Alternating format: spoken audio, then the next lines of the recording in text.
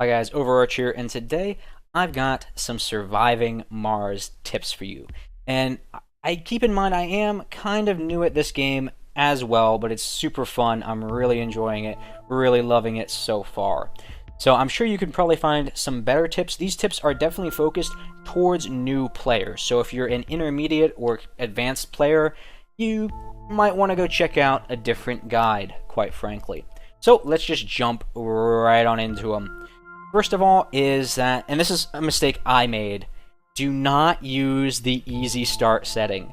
The reason for that is it's not actually that easy. You can actually find better sites for which to start just by looking around the map yourself and finding them in the customized settings. Just don't use easy start. It's terrible.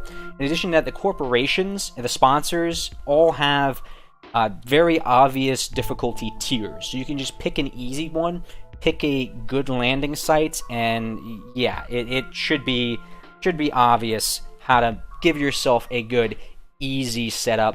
When I used the easy start, I actually got an area that was really prone to tornadoes, and it was just awful. I don't know why the game thought that would be easy. Next up is you're going to want to constantly keep dust away from your solar panels. It's a huge problem. Make sure you have a lot of redundancy in your power grid, as soon as those solar panels pick up dust, which they will, you are going to run out of power and possibly run out of oxygen production as well. That's actually how my first colony died. And that actually brings us to our next tip. Don't be afraid to restart the game if you get a terrible disaster, or if things just aren't going well. A lot of times it's easier to restart than it is to salvage a colony. Treat the game kind of like RimWorld or Dwarf Fortress, in that if things just go bottoms up, belly up, just abandon it. I don't know why I said bottoms up. That doesn't make it. Anyway. Next thing I learned is not to make super long stretches of pipes or cabling. The reason for that is, while yes, it's cool to have, one giant map-spanning resource grid, a lot of times you're going to have a pipeline burst, you're going to have a tornado come through and take them out, bad stuff's going to happen.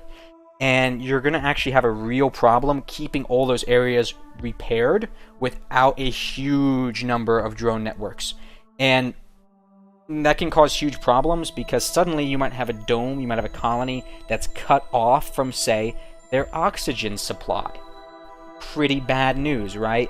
So what I actually do is I actually have a bunch of smaller colonies all across the map, or not colonies, a bunch of smaller bases all across the map, and I make all of them self-sufficient so they don't have to worry about a pipeline bursting and suddenly everybody dies. Next up is be sure you carefully pick your landing site once you actually get to the map, and be sure to explore frequently. Just explore the entire area before you eat things. So pick the best spot you can possibly find. Next, for whatever reason, the game does not like keeping your manufacturing facilities fully staffed. Make sure you go in and manually assign people to them, and make sure you have the specialists filling them. Change the priority of the building so you can keep them employed. Manufacturing facilities are the most critical part of your colony, second to, maybe oxygen and food.